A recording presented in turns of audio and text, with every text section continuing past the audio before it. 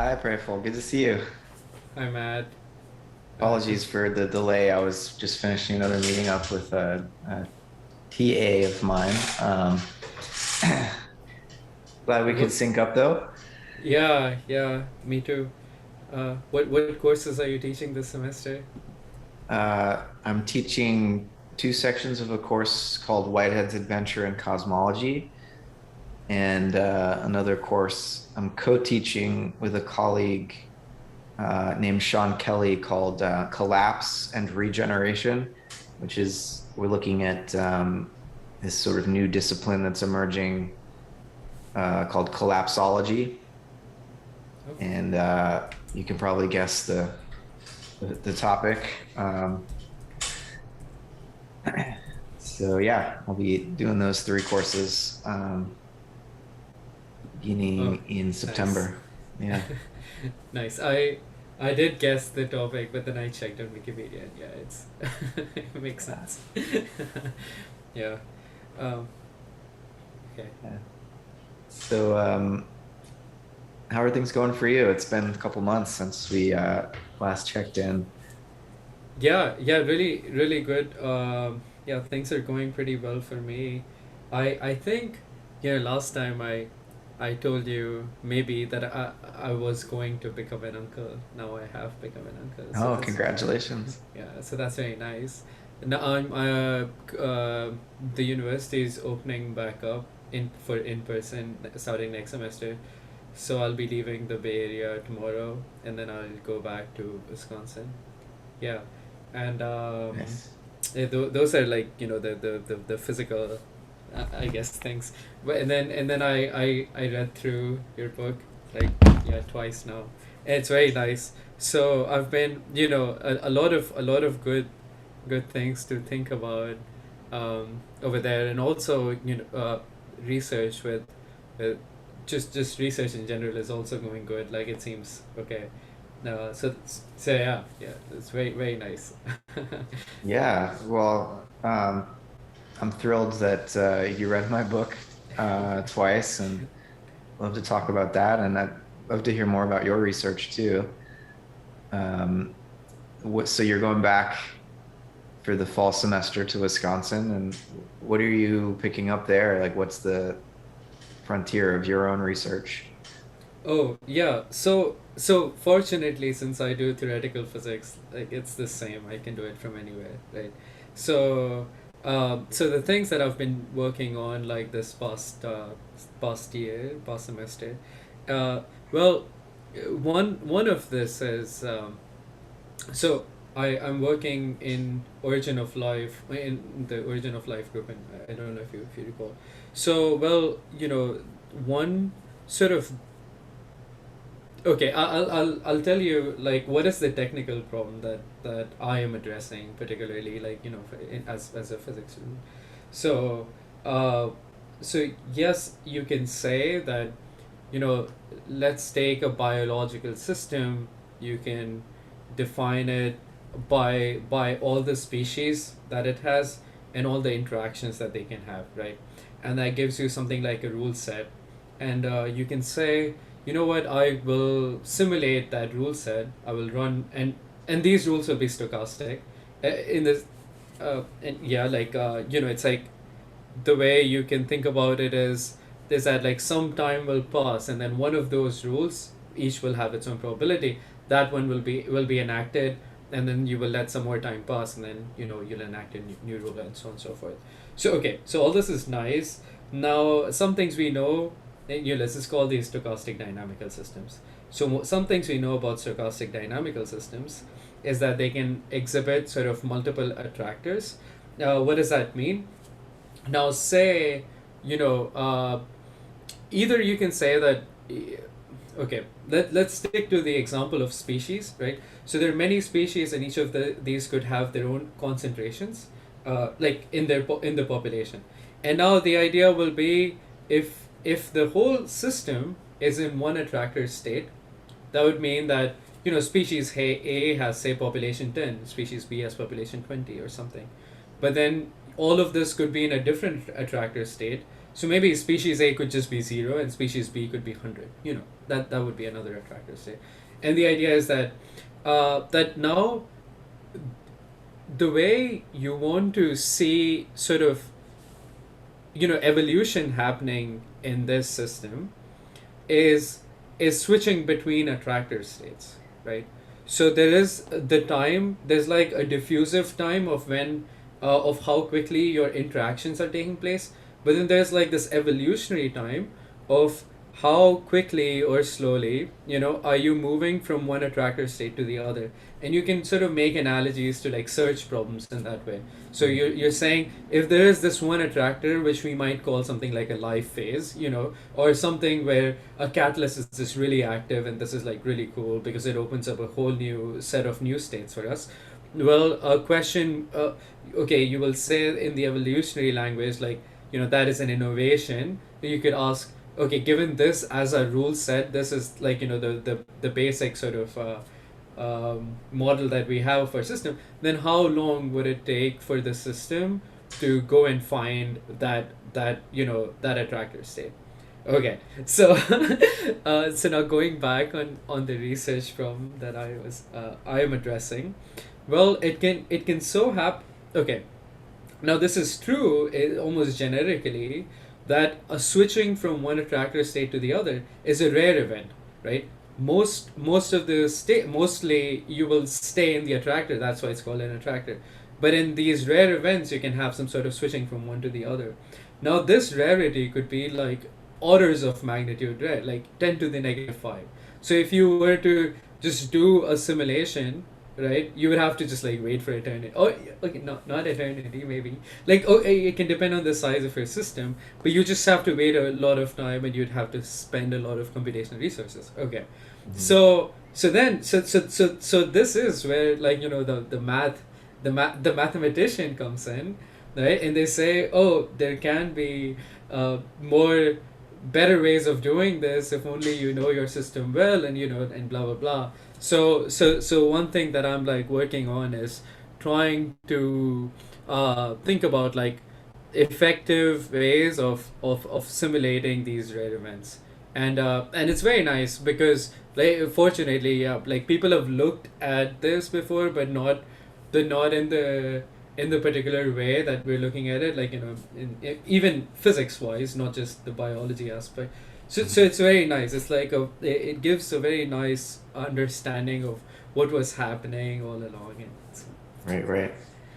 Fascinating. Thanks for that overview. A couple of questions arise for me, which is, when you talk about setting the rules to get the simulation going and then looking for these shifts in the attractor states based on those rules, is there any room in the modeling of these evolutionary processes for the rules themselves to change due to mutation, or do the rules just need to be set and assumed, and then you look for shifting dynamics in the system given those rules? Do you know what I mean? yeah, yeah, definitely. Yeah, so I guess, in the case of, say, origin of life, if you want to say that the underlying chemistry is fixed, right, for through the and not that I do anything that elaborate, but I'm just saying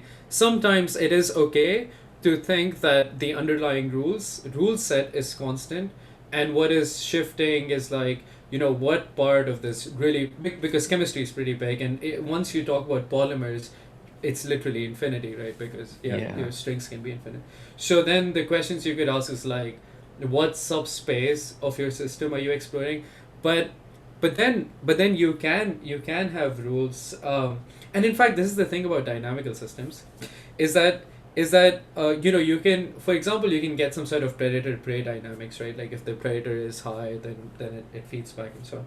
And now, although you will say that even to get those dynamics, our system, it has like a fixed set of rules, but I don't think there's anything like stopping us from putting new parameters, like, new parameters in there. So saying that, the presence of this will be a control for something higher, but then that can feed back down, and you Mhm. can make all sorts of sorts of things over there. The only place where all of this will fail is is your your simulation in, it's a Markov process. So you're Hmm. saying that there's this sense of memorylessness.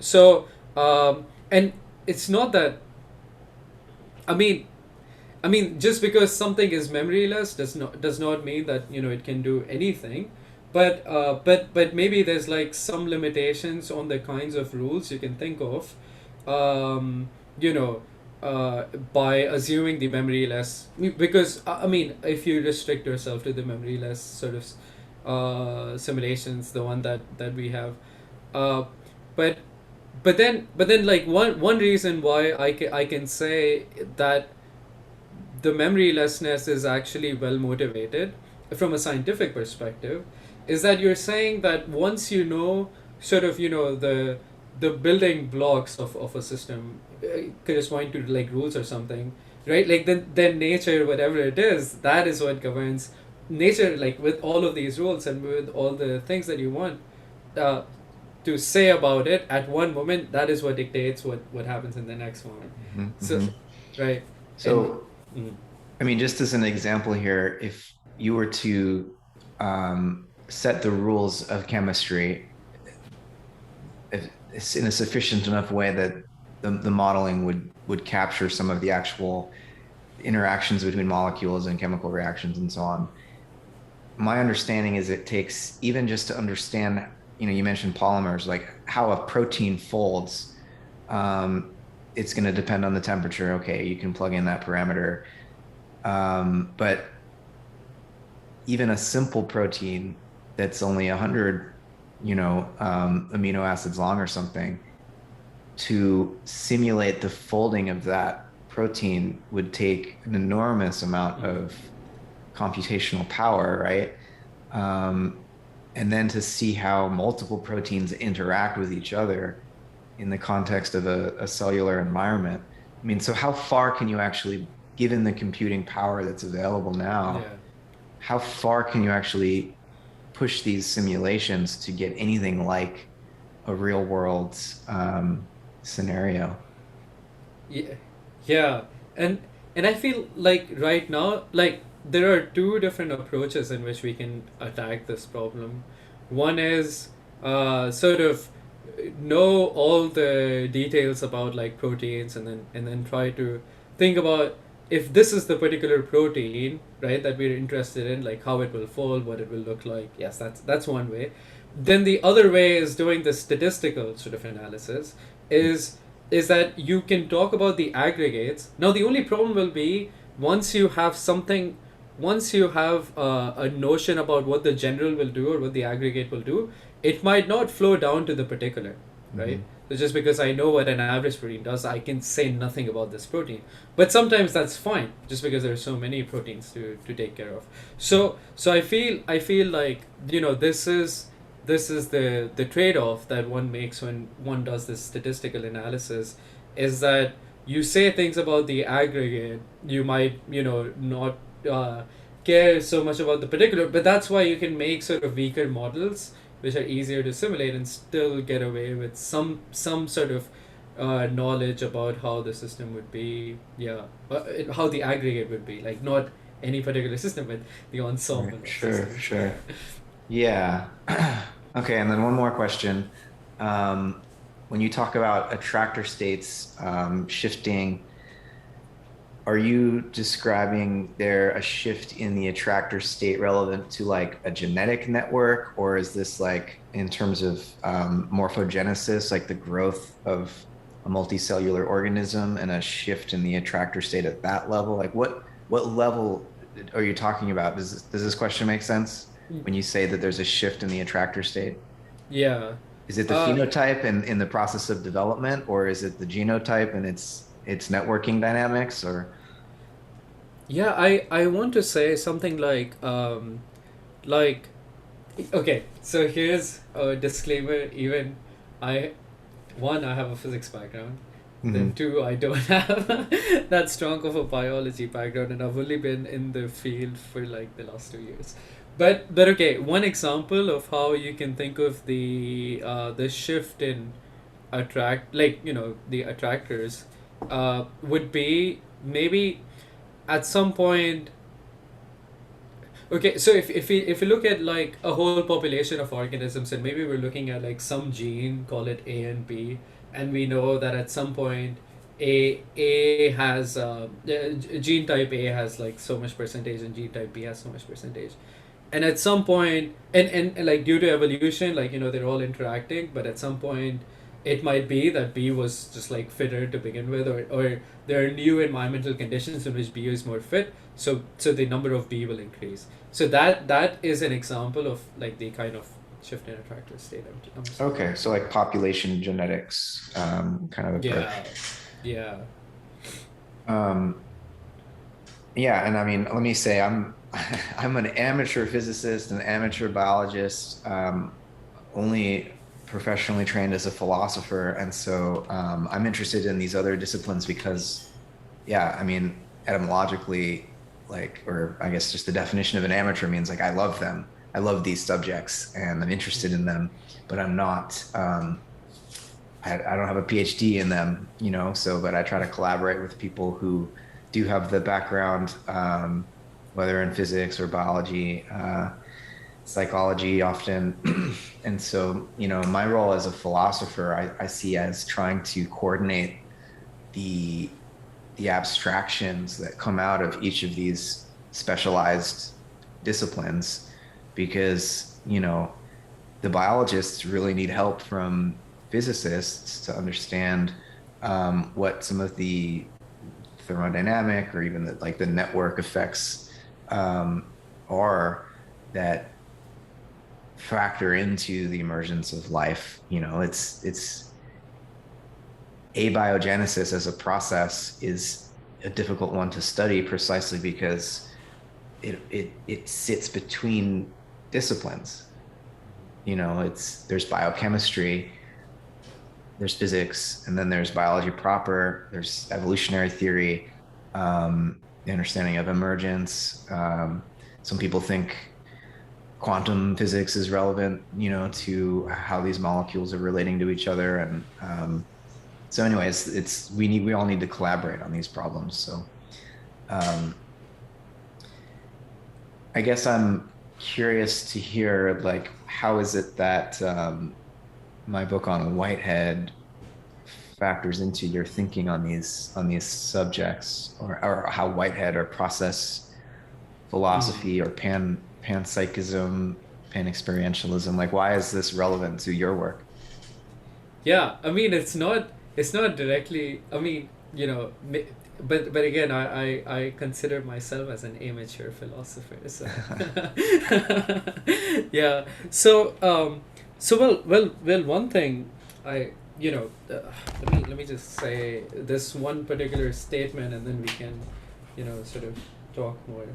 So towards the end, you say, if experience goes all the way down, the challenge is to find some description general enough to avoid anthropomorphism, but vectored and telic enough to still count as experiential. Mm-hmm. Right. So, um, so I feel like this is a very uh,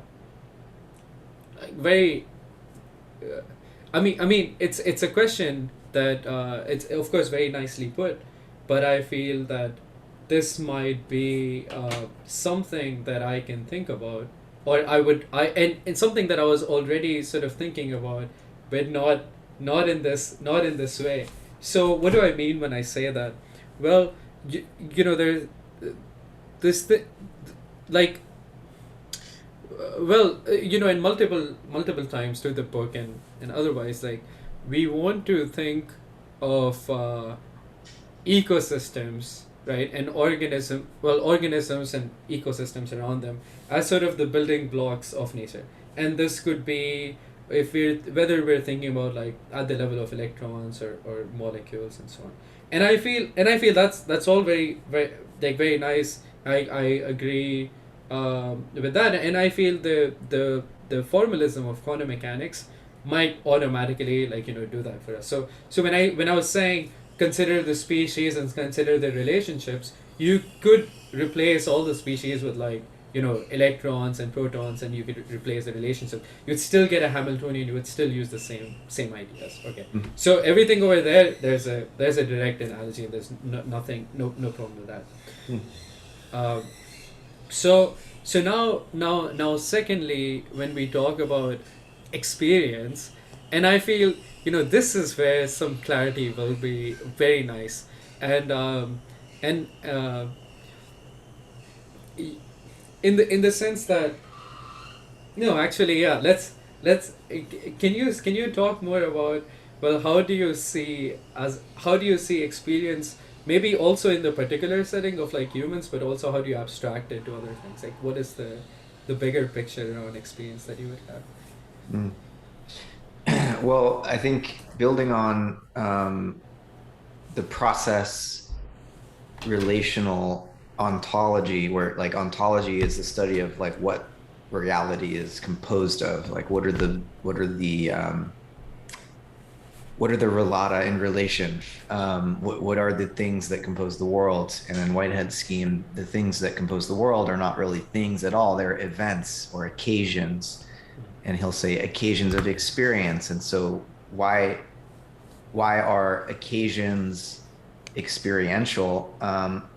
Well, it's a shift away from thinking of physical reality as made up of particles, where a particle would just be, well, I mean, they're mathematical points ultimately, right? And so there's always this question of, well, how does a point, does it take up space? Does it have a volume? Well, electrons apparently, we want to say they must, and photons, they have some kind of spatial occupancy, right? And Whitehead's adding that, well, they also have a temporal duration, right? And so once you've given spatial and temporal extension to these mathematical abstractions, how do you characterize that extension in a way that is in coherence with what we know about larger scales of the physical universe, such as, our bodies and our interactions with each other? Whitehead will say it's a sound axiom that we want to understand our own physiology according to the laws that apply to the rest of the universe. But he says this is double-edged, because that means that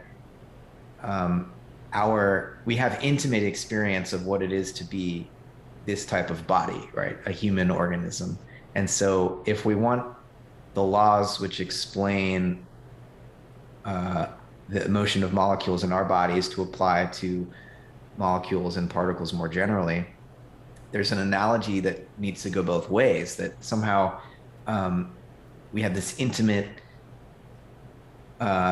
contact with the experiential dimension of our own embodiment. And so that experiential dimension, in Whitehead's view, must be present in all bodies, for the same, and it's just the other side of the logical principle by which, standard reductionism wants to claim that, look, if there's nothing in the biological realm that can be in conflict with what we know about the physical and chemical realms, right? Somehow biology must be, if not reducible to physics, at least consistent with how we know the physical world behaves. And Whitehead's just sort of saying, yes, and if we reverse this logic and just read it backwards, as it were, there's something about what we know about the biological world, which in our human case is, well, it's experiential. It has an interior horizon.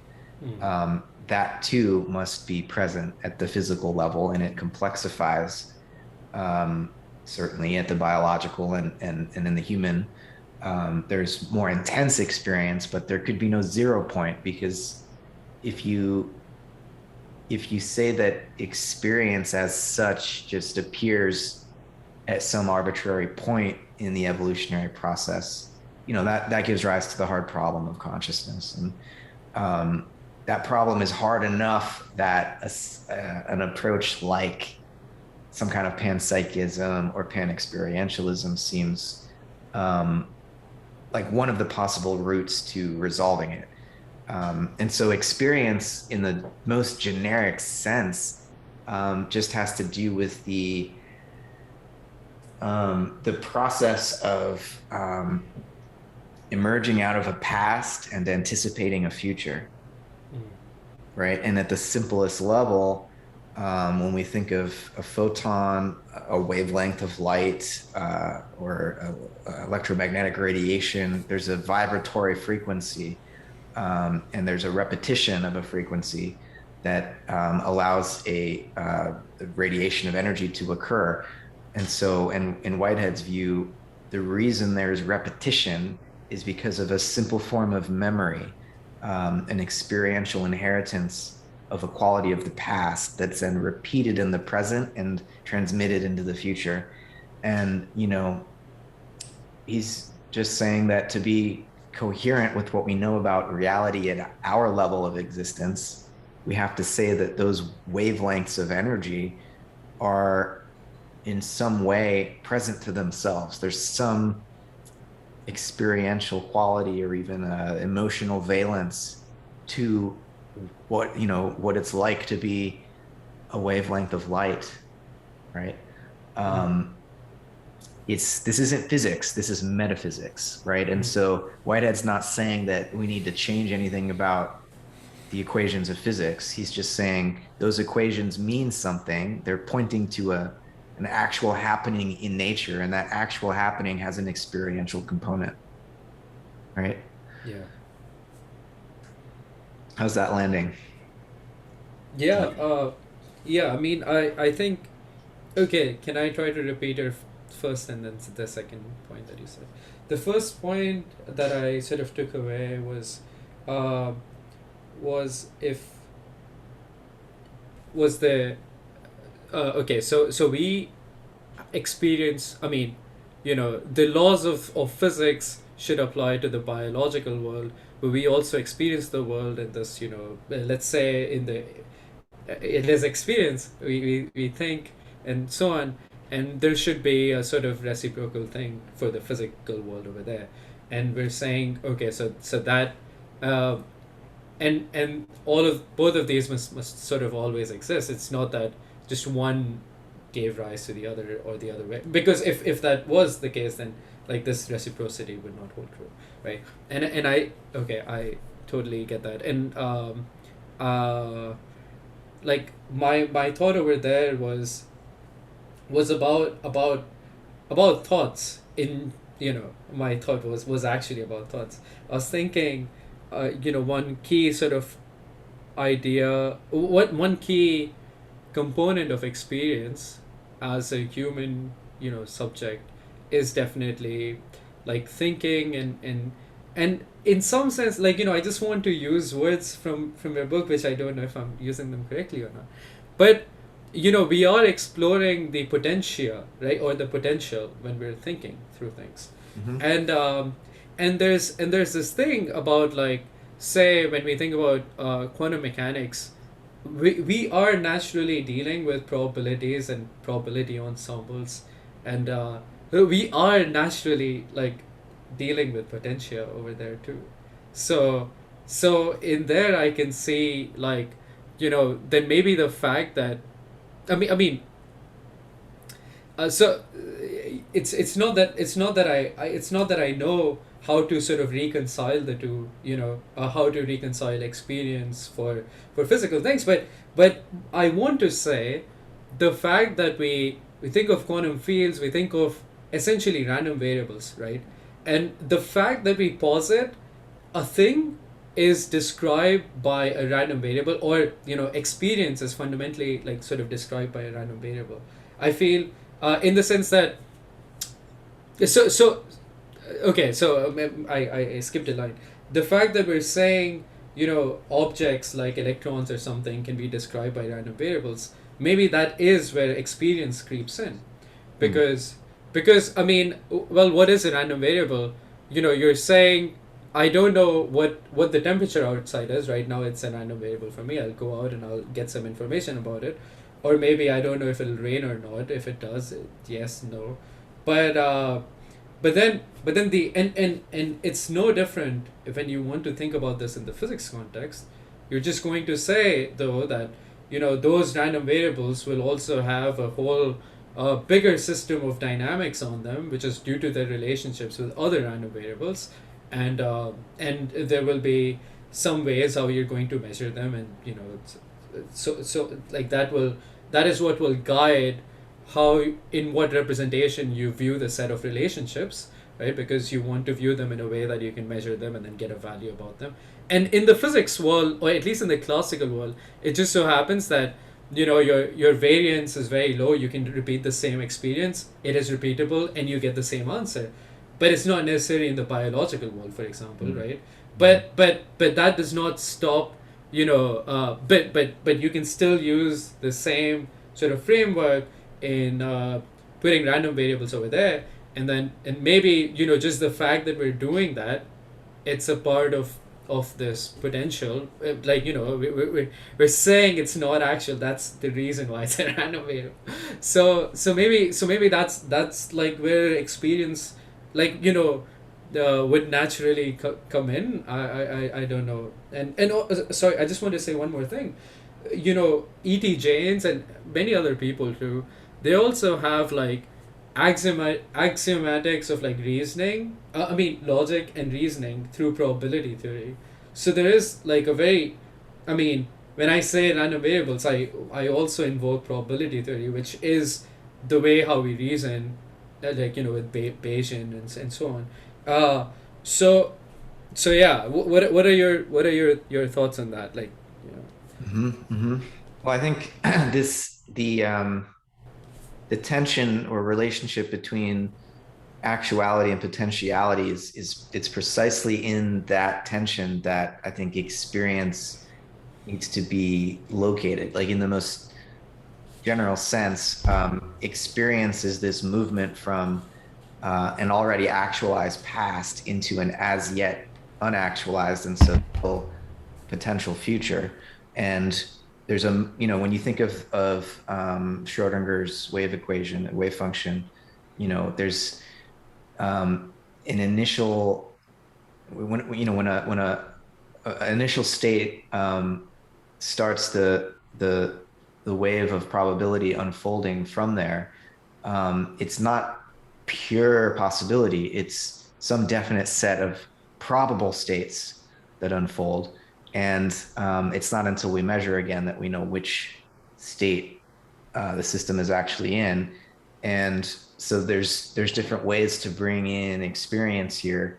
One would just be is the observer who's making the measurement, as the Copenhagen interpretation would say, is collapsing the wave function, and that there wasn't any actual state prior to the observation. Now, what Whitehead allows us to do is say, well, the the energy is in a way observing itself.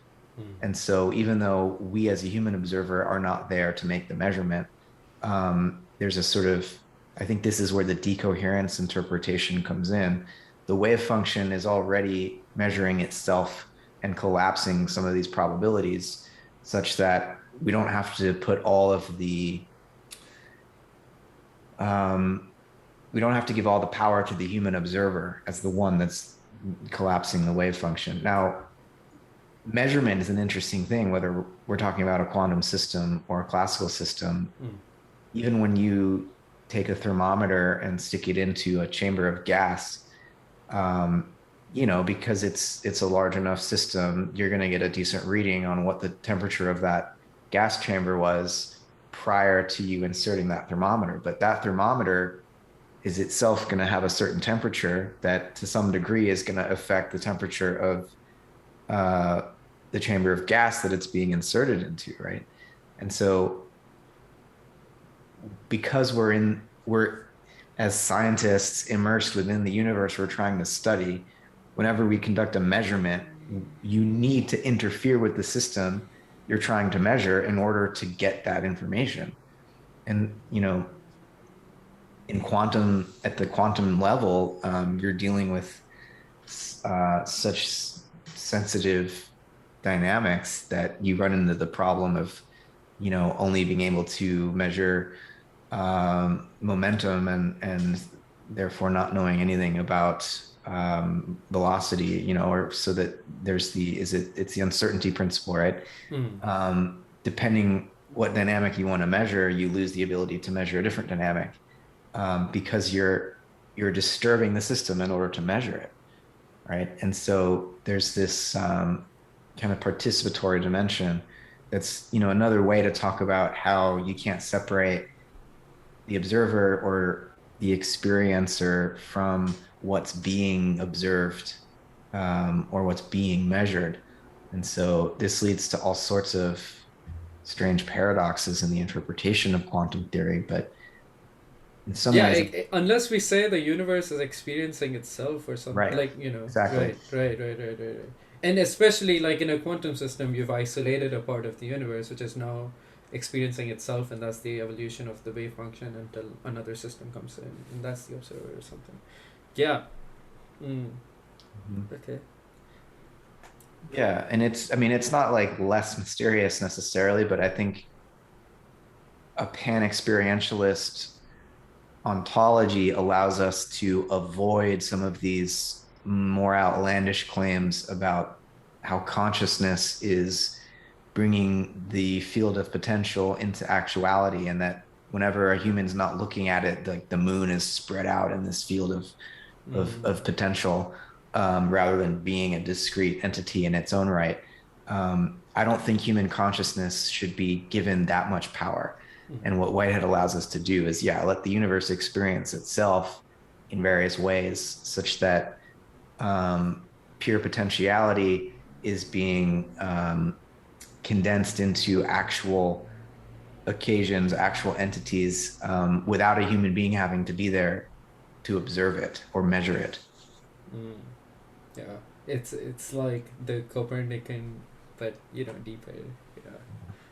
Yeah. Okay.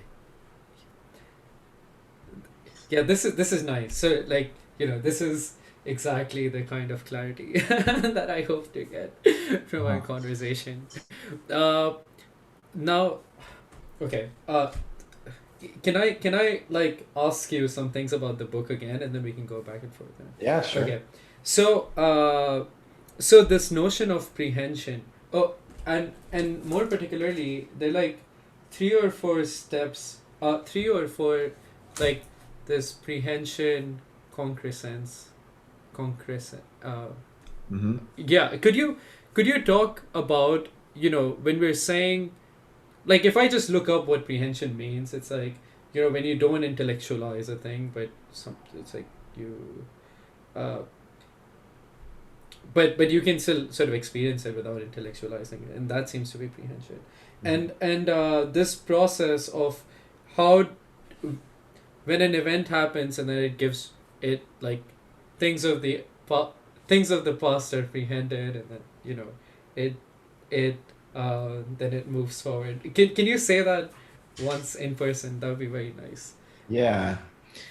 I guess prehension is Whitehead's attempt to account for causal relationships in the context of his experiential universe. And so the question is, how does a new event or a new occasion emerge out of its environmental context? And so Whitehead will say that each new occasion of experience or each new concrescence is a emergent is an emergence out of its prehensions of the environment, where a prehension of the environment is that, like, some aspect of the environment, which is always going to be the past because of the principle of relativity as Whitehead incorporates it, it takes time for light or any causal influence to reach a particular occasion of experience, right? And so when we prehend the environment, we're always prehending the just past environment that's sort of radiating to us. And we're prehending aspects of the environment, such that each new concrescence, each new center of experience is feeling what, through prehension, what already perished occasions in the past felt, right? And so there's a kind of repetition of the feelings of the past, and through prehension, a bringing of those past experiences back into the present, so that they can be gathered together into a new perspective.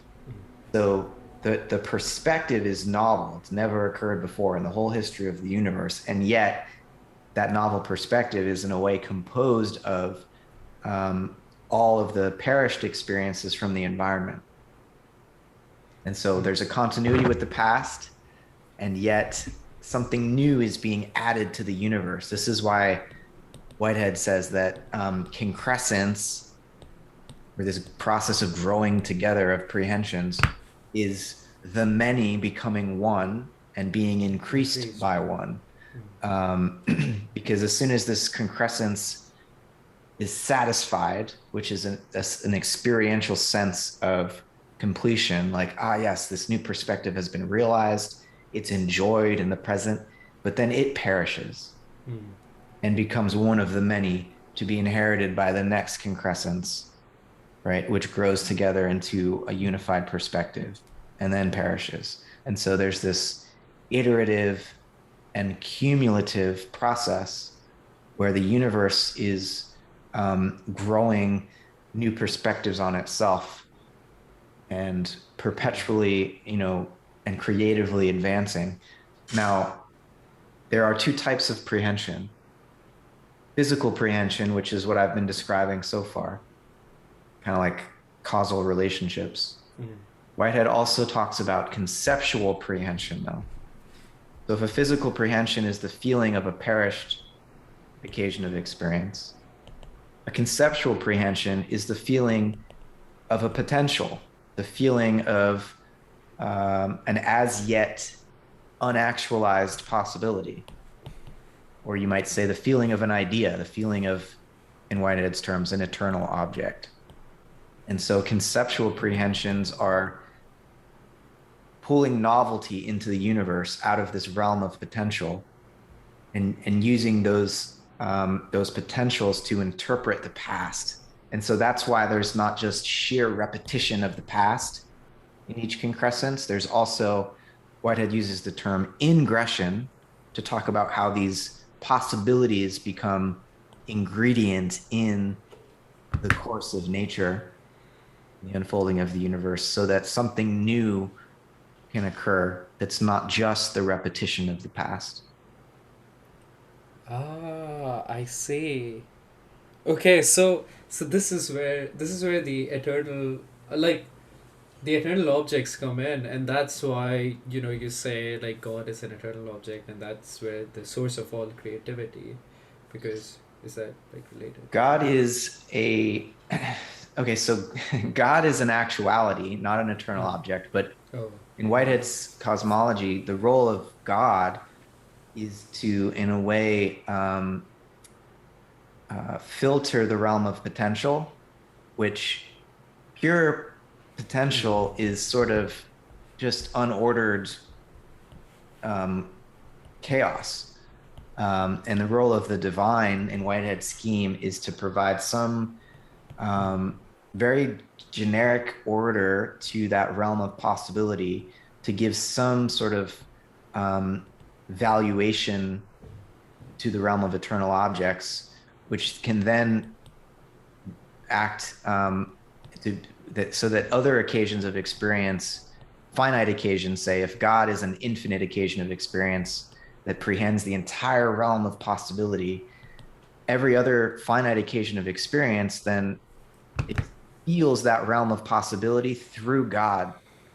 And so God gives some ordering that then provides this initial sense of relevance to each occasion as it's concressing, so that each finite occasion would otherwise be overwhelmed by the sheer infinite possibility available in each moment.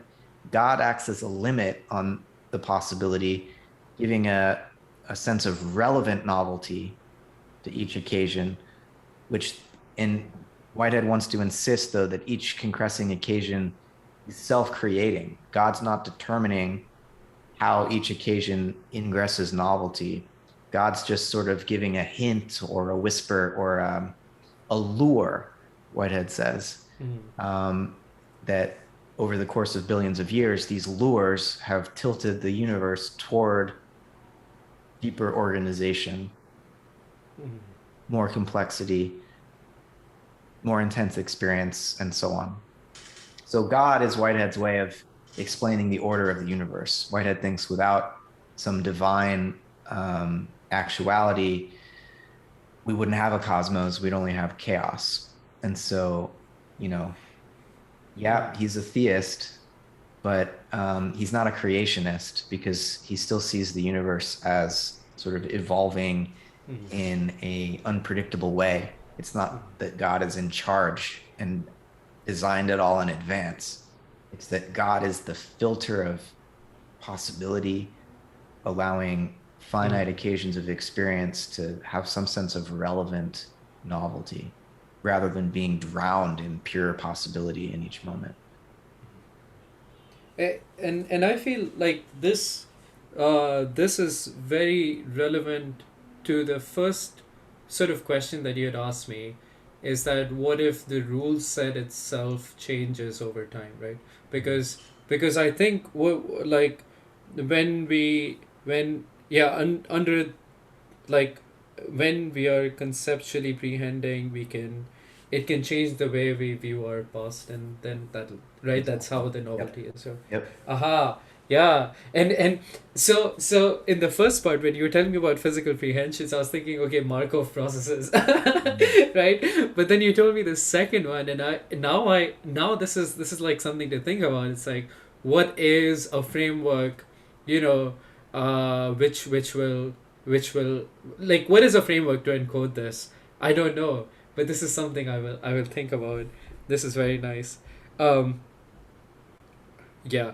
And so what are some examples of eternal objects?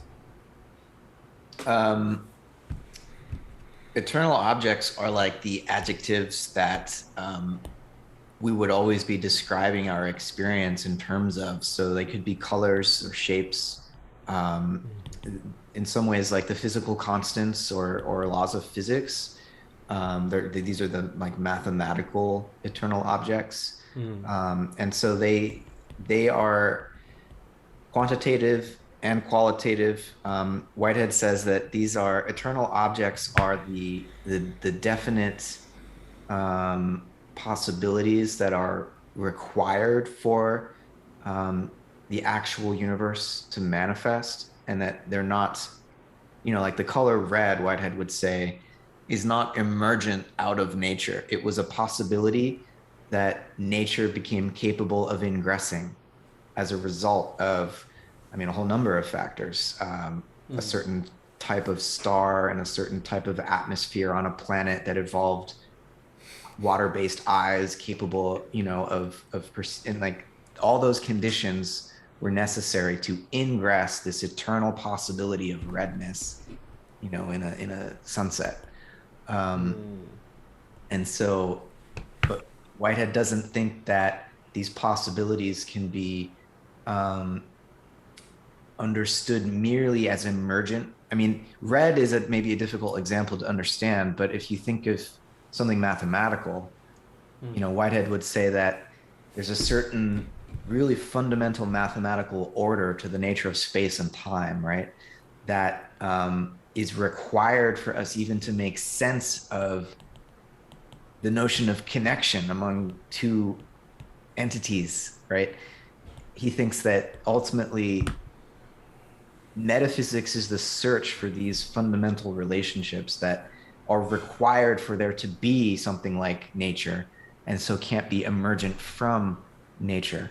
And he's a Platonist in this sense, right? He thinks that there are mathematical relationships that in some way pre-exist the emergence of, he'll call it a cosmic epoch. We could think of it as everything after the Big Bang. There were certain physical parameters, cosmologists talk about fine tuning, right? Um, in some ways, you can make an analogy between these discussions of the fine tuning of the constants and fundamental laws of physics with the primordial nature of God in ordering the realm of eternal objects. It's almost like the cosmic genetic code. And then the phenotype of the universe is not, Whitehead wouldn't be a genetic determinist in this sense. The phenotype involves all these other network dynamics and creative contributions. And so it's not like the genetic code determines the shape that the universe takes, but it's a necessary scaffolding, as it were, upon which the creative unfolding of the universe can build. I see, I see. So something like, I mean, um, I guess there are some mathematical laws like the law of large numbers or the central limit theorem, where and you're saying, okay, if you add up a bunch of random variables, just like a lot of them, you will get something like a normal or Gaussian distribution.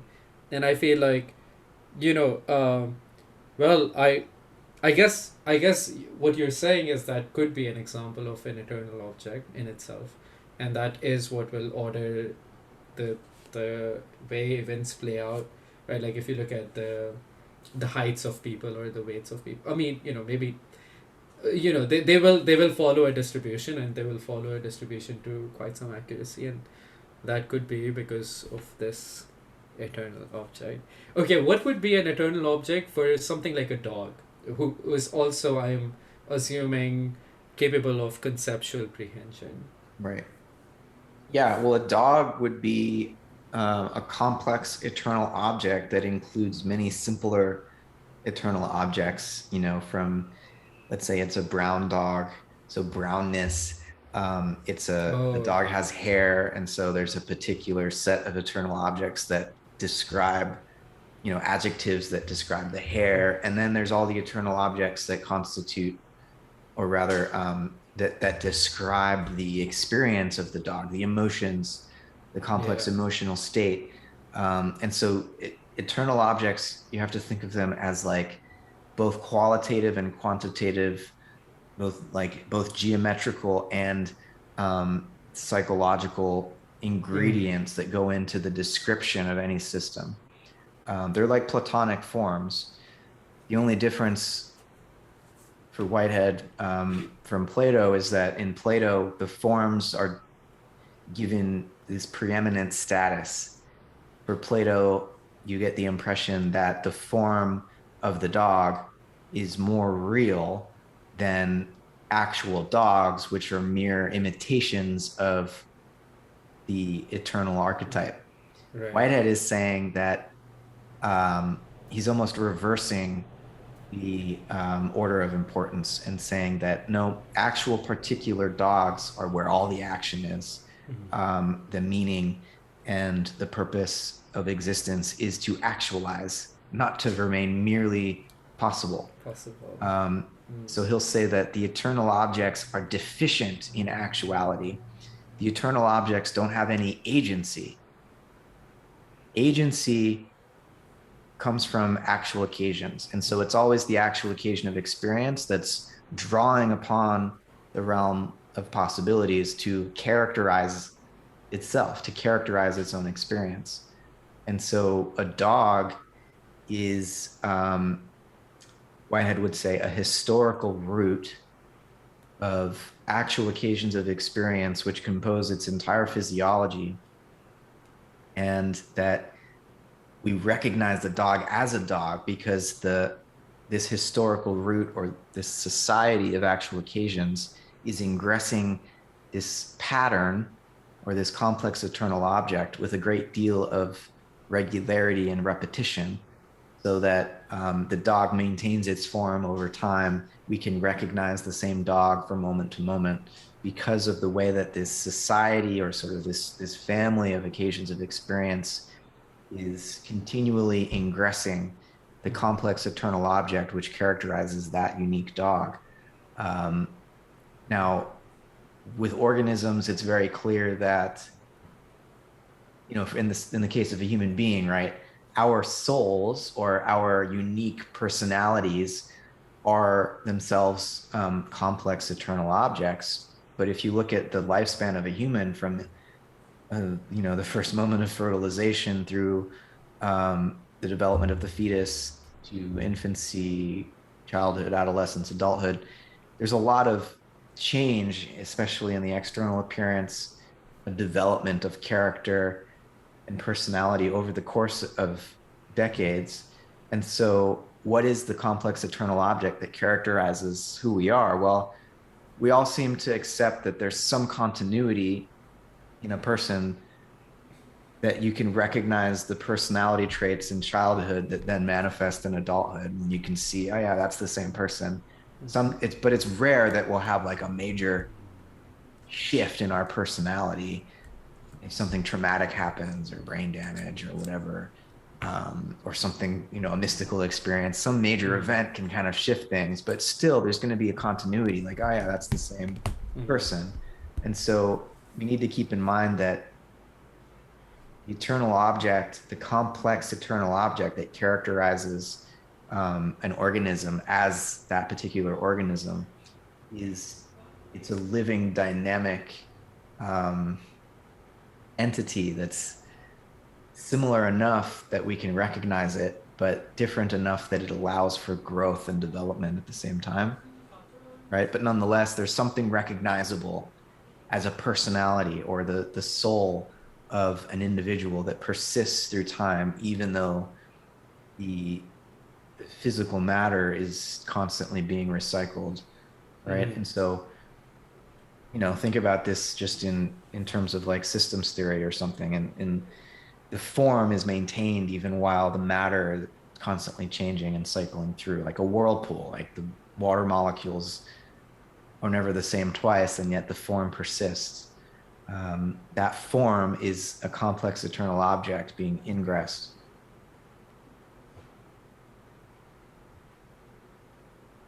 Okay. Okay, that. It's an Yeah. odd way of conceiving of reality, but Yeah, it Whitehead's makes trying. sense. Yeah, Yeah, yeah.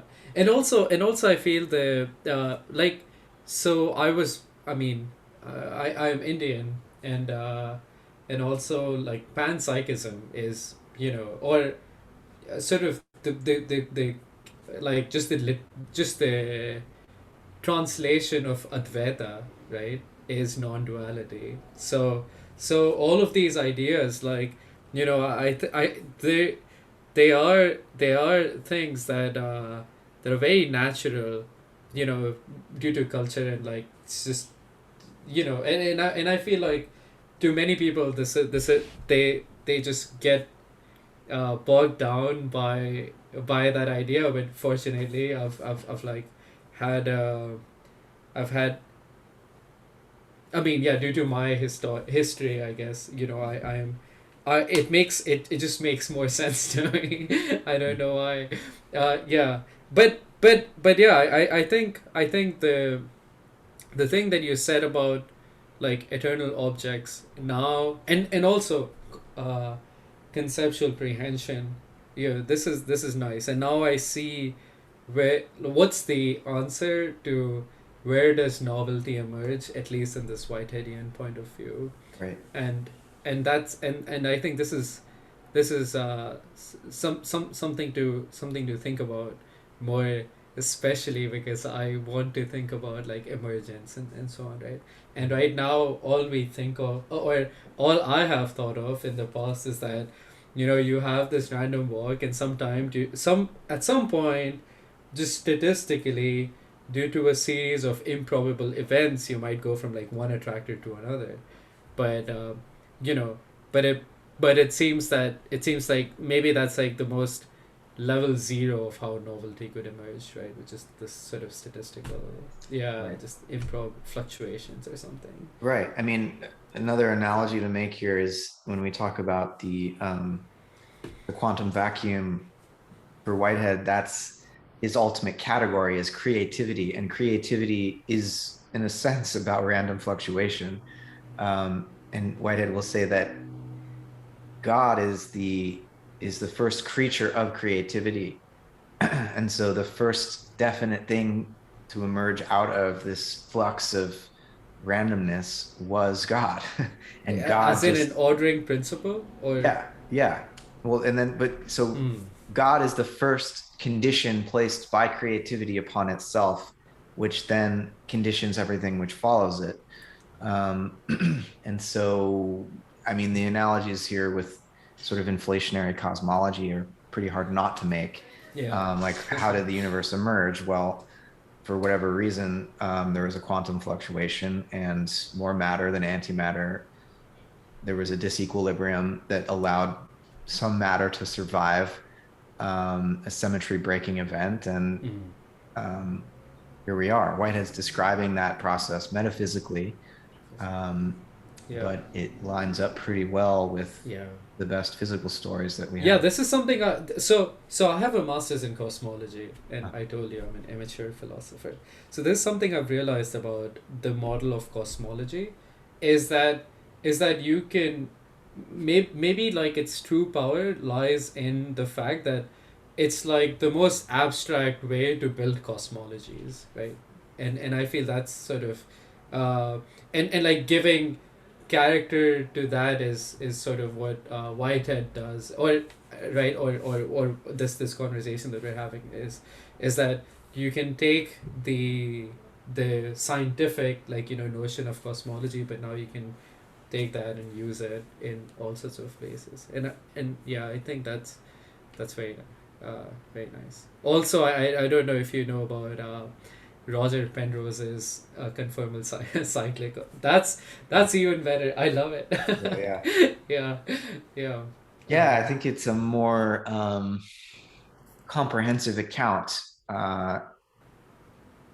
The cyclical cosmology. I write about this a bit in my dissertation, actually, comparing it to how Whitehead thinks about cosmic epochs, as he calls them.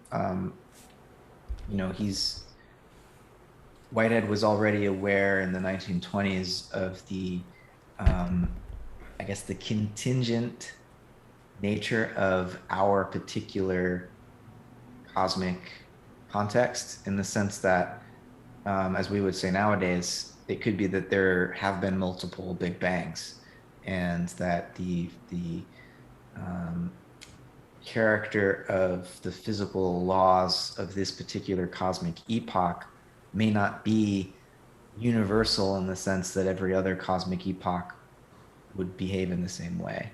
mm, Um, Whitehead says somewhere that there's just enough mathematical order baked into our cosmic epoch that something like arithmetic is possible for us. In other words, we can distinguish discrete entities from one another enough that we could initially learn to count and then develop more abstract forms of mm, arithmetic.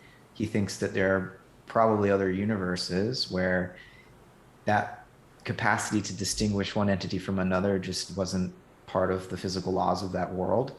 And mm, so, even in principle, no creature could emerge to develop arithmetic, because to learn how to count, you at least need to be able to distinguish entities.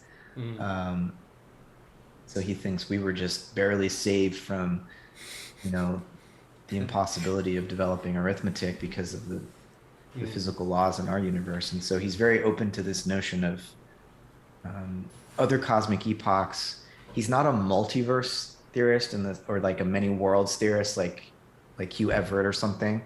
mm.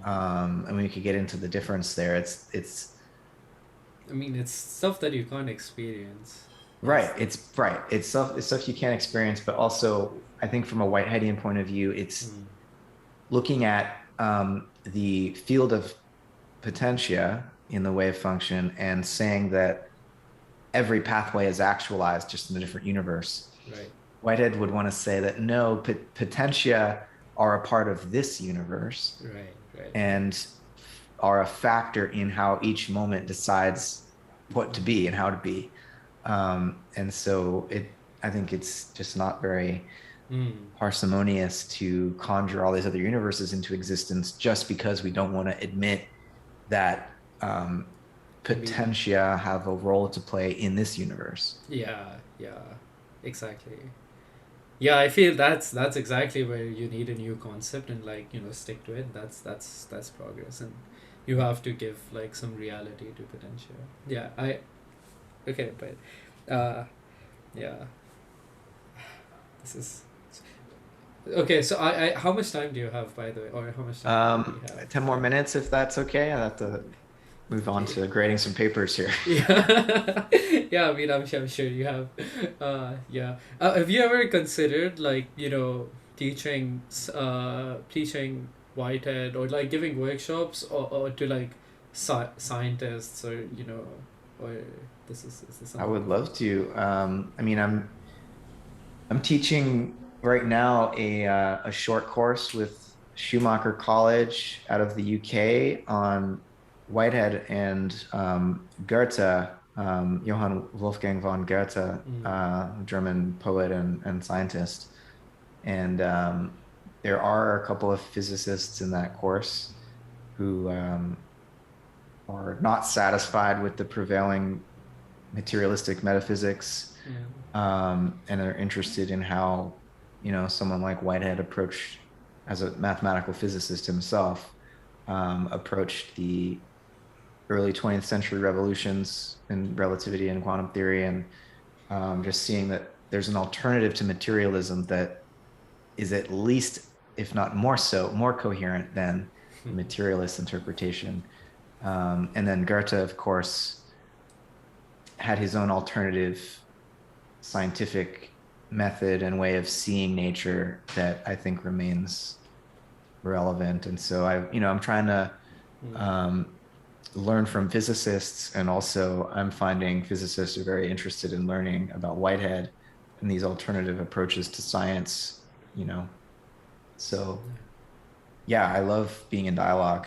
I think we have a lot to learn from each other Mm, across disciplines, and so yeah. it's one of my favorite things to do. Yeah, I'm thinking like I'm seriously considering after PhD I will go to India, start a non-profit organization which essentially just does workshops for all age groups. So like rethink through a lot of like high school education for science and math, but also undergrad and then also like graduate and interdisciplinary stuff. And I feel it would be very nice if you would be interested. We could do like workshops on Whitehead, and they will all also like for I mean this is in the future, but if you are Sure. this would That be sounds amazing. that sounds exciting. Yeah. Okay, yeah, Yeah, I'd love to be more involved, in India. I know there's a yeah. lot of, Oh, sorry, go well, I know there's a lot of interest. I see on Twitter people who are in India studying physics or philosophy, very interested to learn more about Whitehead. on. So Yeah. I've noticed yeah, that interest is there. And I think it would be a great sort of cross-cultural dialogue because, as you say, there's a different um, cultural context with the rich philosophical and spiritual traditions of India, Mm. that I think there's so much for Whiteheadians to learn, from those traditions and vice versa. So I think it'd be really fruitful and exciting. So count me in. Okay, awesome. Yeah, Yeah, yeah. It will happen in the future, but great. I'll make sure it does. Cheers. Yeah. Uh, yeah. Have you read any of the like Advaita or Vedantic texts? You have. Yeah, I've dabbled a bit. I think Yeah. I've mostly, in terms of Indian philosophers and spiritual teachers, I think Sri Aurobindo would be my main, entryway into a lot of that. So I've read The Life Divine and several of his other books and some of his epic poems, Savitri. But Aurobindo is an interesting case, right? I don't know how familiar you are with him, but he studied in Cambridge and learned a lot of Western philosophy, and then went back to India and became a kind of revolutionary trying to get the British out, and then was imprisoned by the British. And while in prison, had this vision of Krishna, where the guards became Krishna, the judge, the jury, the lawyers, they all became Krishna, and Aurobindo just realized he couldn't continue fighting as a revolutionary. He decided to become a yogi and instead work to further human evolution at this spiritual level. So he's a very interesting figure he writes about the various traditions of India and the Vedas with a knowledge of Western philosophy. And so these two streams, East and West, meet within him. And a lot of his books are written in English. And so I mean, I find I'm just grateful to him for Mhm. like bridging some of these traditions for me. But other than that, I'm an amateur in terms of Indian philosophy. Yeah. Yeah. Me too. Like likewise. Yeah. Okay. Uh, yeah. Some ways in which they view like there's always like this thing that consciousness is sort of separate from your mental activity and the concepts that we have about the world, and it seems like and what they I like one thing that they want to say is somehow that uh, it's like an analogy they make is clay and pot. Like you need Mm. clay to make pot, but clay does not need pot to be made out of it. And it feels the same way with like consciousness and experience. You need consciousness to experience in this way, and like Mhm. but there is just consciousness, and I think that's where like the pan psychism part comes in, especially like Indian traditions, is that everything has that consciousness field or whatever. Yeah.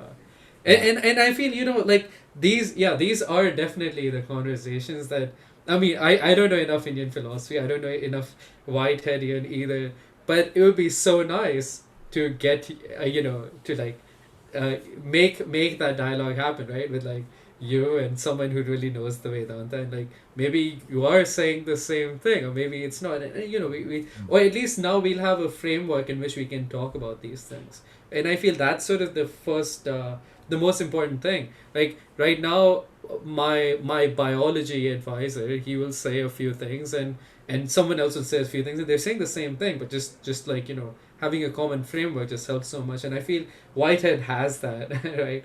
Like just this vast framework in which you really can sort of put things in, and I feel that's like so amazing. It at Mm. least gives us a common language, if not anything more, and I'm sure it'll give us more. But yeah, Right. Right.